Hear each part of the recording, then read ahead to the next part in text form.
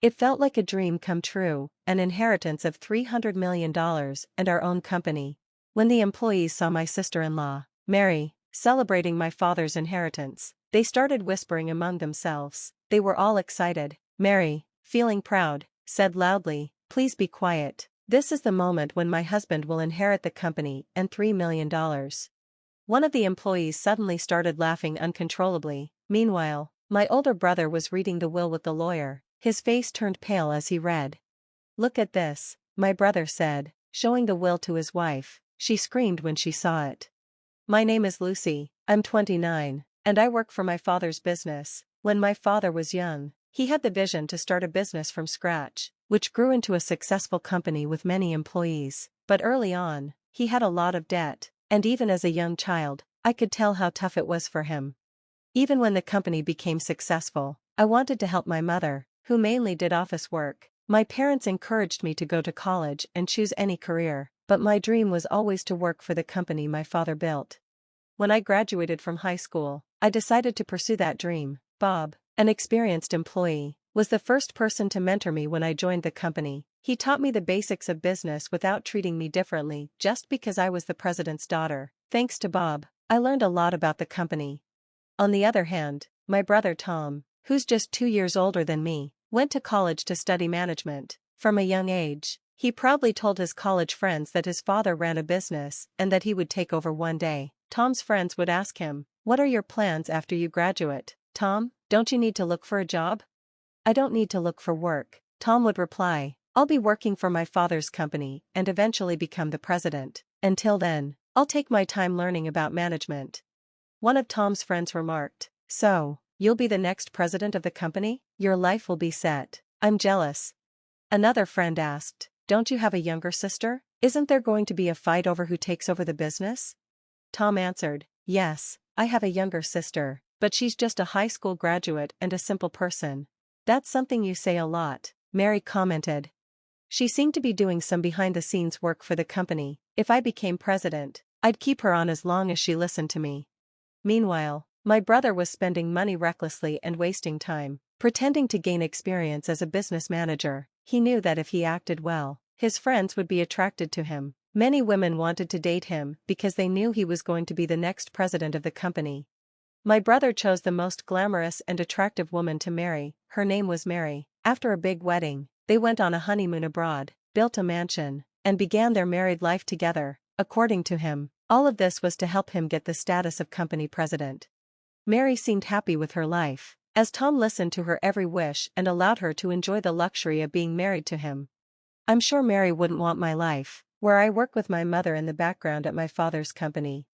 "Lucy, you don't look like the CEO's daughter," Mary once said, laughing when we met at a family gathering. "You don't seem like the daughter of the company's president."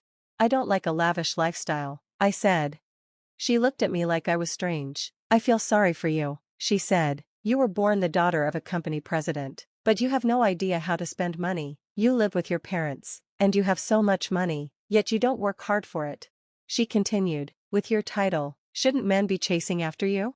My brother agreed. "That's true. Lucy has always been modest, so no one would know her father is the president, and she treats the employees like equals."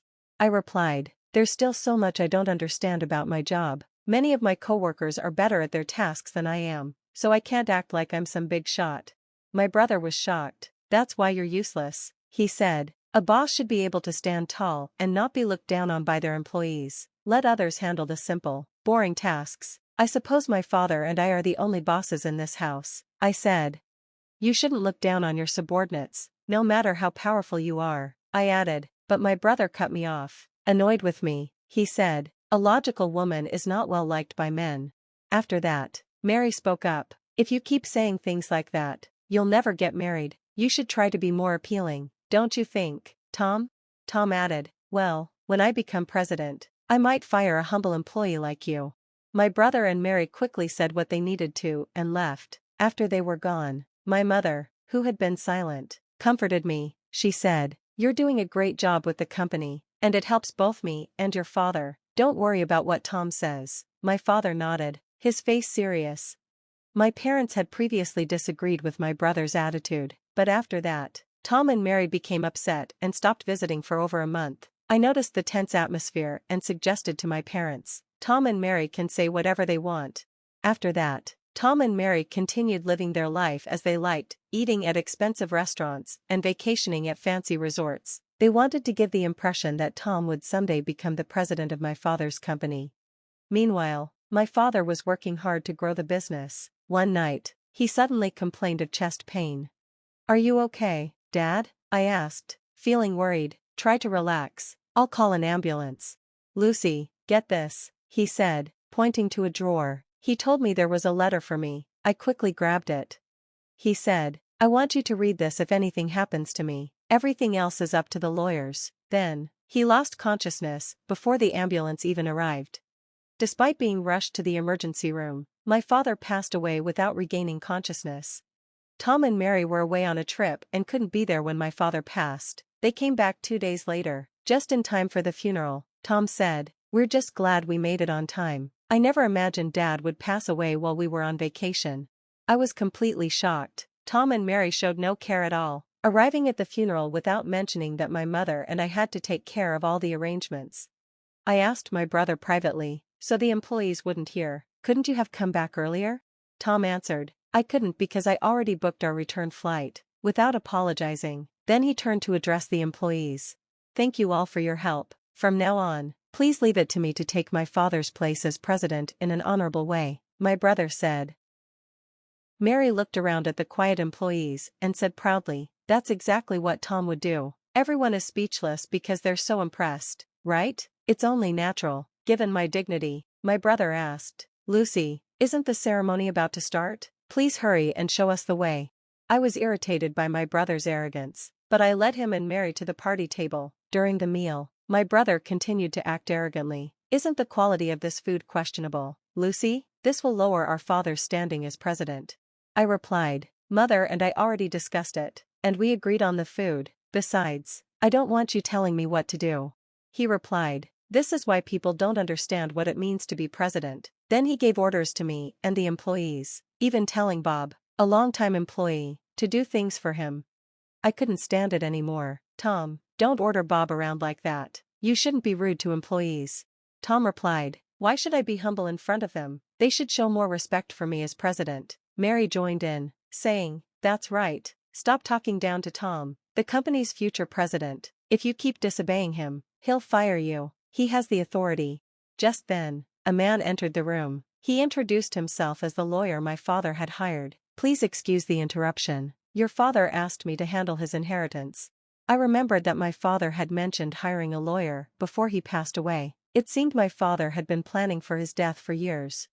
When Tom and Mary heard the word inheritance, their faces lit up. They eagerly welcomed the lawyer into the room. Tom said, "Thank you for coming. The sooner we finish this, the better. Come in."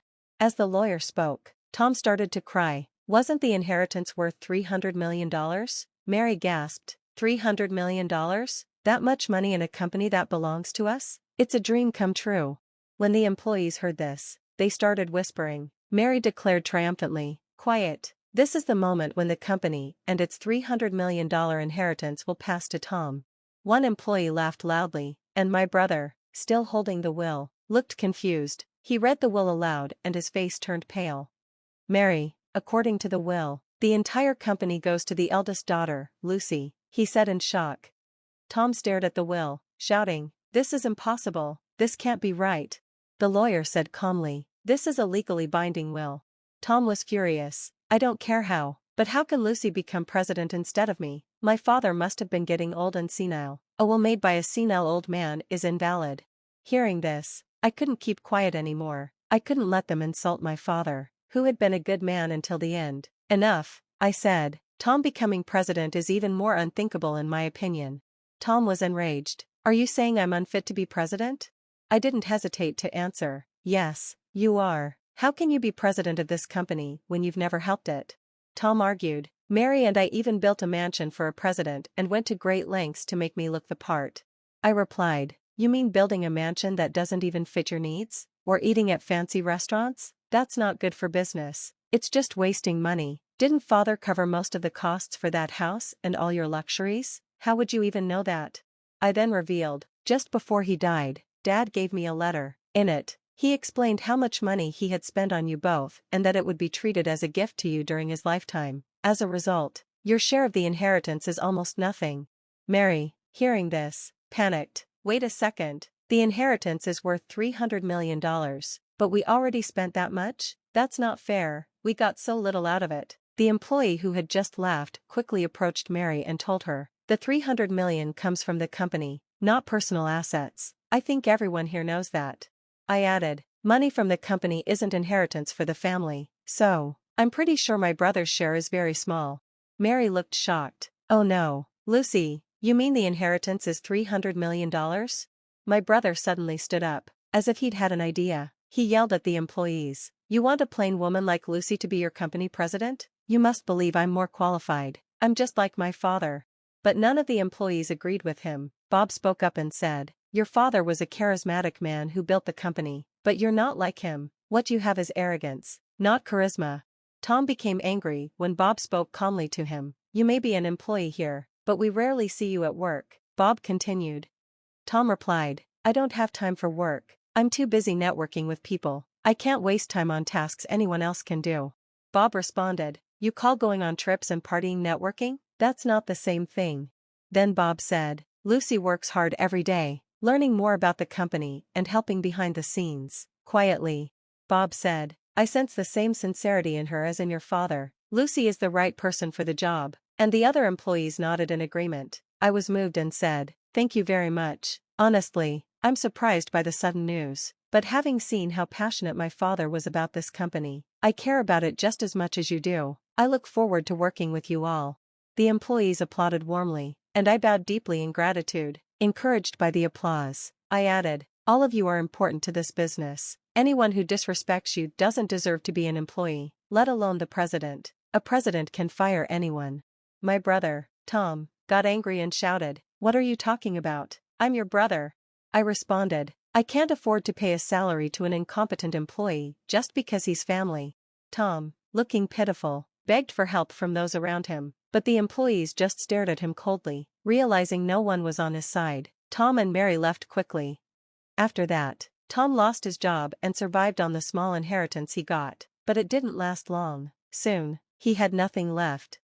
Can you lend me money, Lucy? He asked. I felt disgusted by him. He still wasn't trying to find work and was depending on the family for help. I told my mother not to give him any money. Tom's friends, who had once supported him, abandoned him after he lost his position as president to me. Mary, who had married Tom planning to be the wife of a company president, didn't have any friends left to support her. When their living expenses became too high, Tom and Mary sold their mansion, but without any income, their savings quickly ran out. They had nothing left to sell, and soon they couldn't pay their bills. When they finally decided to look for work, no one would hire them because they had never worked a day in their lives.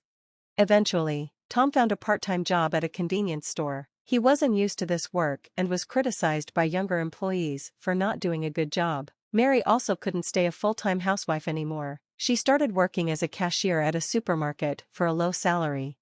As for me, I continued using the knowledge I gained from working behind the scenes to help the company grow. Bob and the other employees worked alongside me, and the company steadily improved. My brother's downfall seemed to bring the employees closer together. I vowed to keep working with my mother to build the business and make my father proud. Even in heaven,